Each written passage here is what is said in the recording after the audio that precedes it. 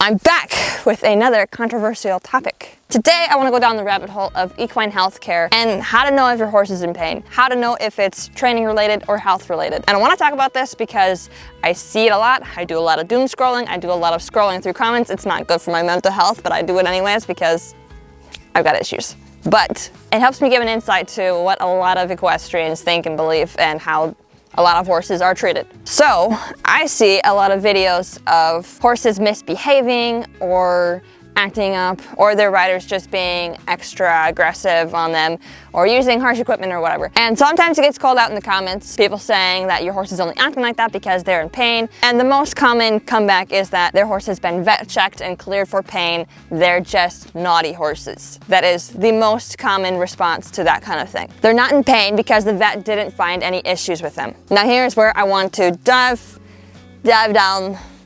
I've got notes.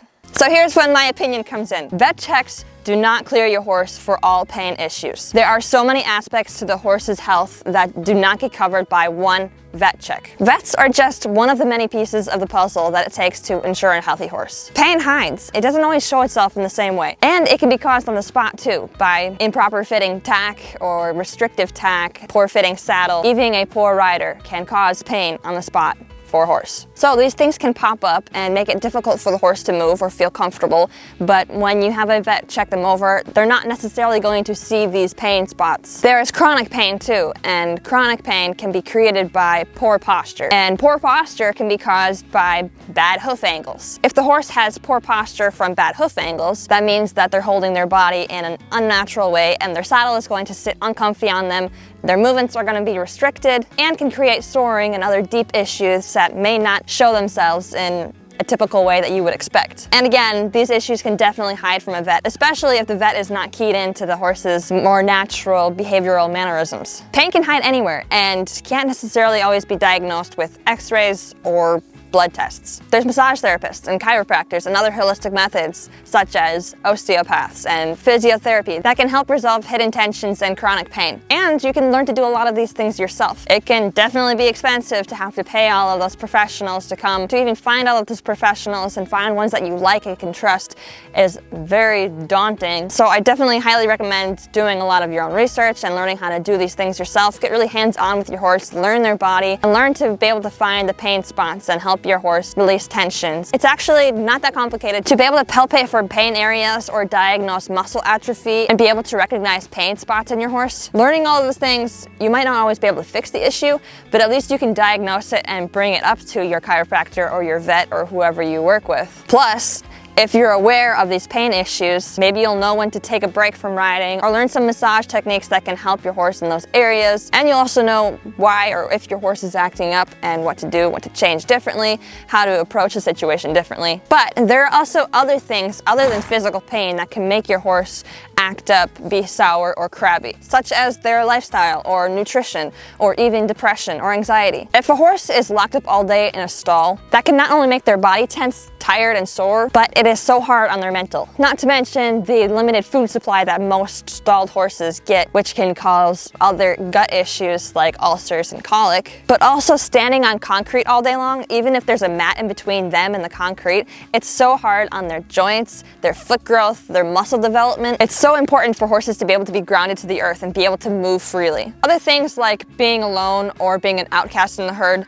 can cause a horse to have depression. Lack of nutrients in their diet can cause a horse to be jittery or tense and crabby, as well as not getting the proper REM sleep that is required for a horse to be able to function properly. Poor training methods such as bullying, asserting dominance, punishment reactions, restrictive tack can cause a horse to shut down and be depressed, which then can cause a horse to be tense and nervous, which leads to poor muscle development and muscle atrophy, bad posture, and can definitely turn into internal stress issues, which is a whole nother ballgame. So back to my first statement, 1 or even 2 vet checks do not rule out pain. As the owner and the person that rides the horse and inflicts a lot of the pain, you cannot put all of your responsibility onto the vet to make sure that your horse stays sound. It's your job to make sure that they are well and that you are not the one causing them pain. It's your responsibility and you cannot just blow that off. You cannot just call it ill behavior or quirks, brattiness, stubbornness, attitude, a red mare. Yes, it's easier to blame the horse. It's nice to be able to just have the vet look them over once in a while and be like, yep, see, I knew it was the horse's fault. It takes effort and it's inconvenient when our horses have issues that don't allow us to ride. But you have to ask yourself, do we have horses because we enjoy using them? Or do you own horses because you love the connection and the bond and the friendship, and you would own them even if you couldn't benefit from them? Do you put your horse first? Do you allow them to communicate with you, or do you punish them for trying? Do you push them so far that they need to be aggressive towards you because their body language wasn't loud enough the first time? Sometimes the best way to find the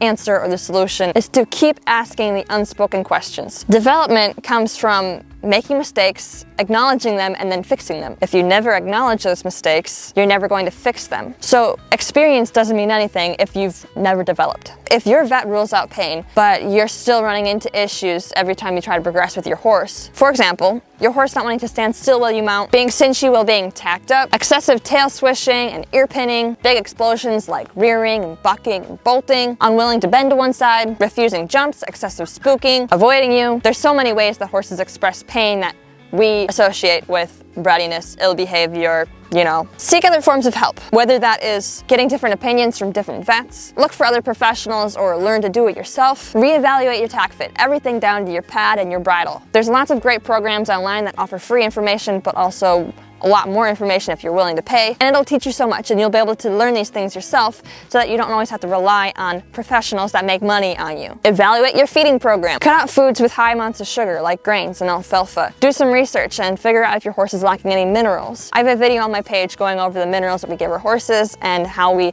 feed it separately, and we buy all of the ingredients in bulk so that we know exactly how much minerals the horses are all getting. There are also other things that can be very helpful for your horse's gut bacteria, like effective microbes. I go over that in a different video on my channel. Create a more balanced feeding schedule for your horse, because going long periods of time without feeding your horse can cause a lot of issues, like I said earlier. There's so much helpful and free information made by professionals online for horses' dietary needs that I highly recommend everybody get educated on, because again, it's our responsibility to take care of our horses, and it's really important that we know how to take care of them properly and not just rely on and do whatever a vet says. Yes, there's a lot of good vets, but there are also a lot of poor vets, and it's not always easy to tell which one yours is. So to be able to have a little bit of knowledge yourself, you can know for sure that your vet is doing the best. Evaluate our training methods. It's okay to change. It's okay to develop and grow. It's okay to let go of some of the old habits that we used to have. It's okay to maybe not do the things that old timers will shame you for not doing. Learn the way of the horse. Follow what feels right. Really try to put yourself in your horse's shoes and try to imagine the way that you would feel if you were in their shoes being treated the way we treat them. And again, there's so much helpful and free information online by amazing trainers, and even more if you're willing to pay. So expand the knowledge you thought you had. It's a never-ending journey. There is so much to learn. If anybody tells you to push through or ignore your horse's stress cues, or says that your horse is just being bratty or ill-behaviored, kindly put that piece of information in the misinformation category and keep searching. I promise you, you will find your answers and resolve your issues if you are truly looking hard enough. It's really hard to be a horse person that wants to put your horse first and wants to listen to your horse instead of correct their behavior. In a world where we need to dominate horses and show them who is boss, there's a lot of people who want to treat you the way that they treat their horses, which is very poorly, and so it can really discourage us. But you have to remember that the way that they are treating you is the way that they want you to treat your horse, and you know how that feels. If we deep down inside know that our horse is trying to tell us something is wrong, we need to take action and not just try to continue and push it down. You can't hide it forever. Eventually it will surface, and it can get ugly when it does, because when a horse has had enough, well, usually they get put down because they're so far gone that nobody wants to try to fix them anymore. The reason it's hard to diagnose pain in horses a lot of times is because they are prey animals, and it's a weakness if they show their pain. They will be the first one to be picked off in the herd if they are limping in the back. So it's a horse's natural instinct to try to cover up the pain and try to hide it as much as possible, because it's a weakness to have pain. Literally. So a lot of people say, horses are babies and they show you when they're hurt. That is not true. It's very not true. Horses will try to hide it as much as possible when they are in pain. It's only when they have had enough or they are in so much pain that they can't take it anymore, that they thought of the saddle being put on their back, they have to throw a tantrum. It's really sad. But that was my controversial opinion for the day. I hope you guys enjoyed this video. If you did, give a big like and subscribe. Let me know what you thought down in the comments. I post new videos every single Sunday. You can go follow me on Instagram and TikTok, and I'll see you guys next week, Sunday. Bye!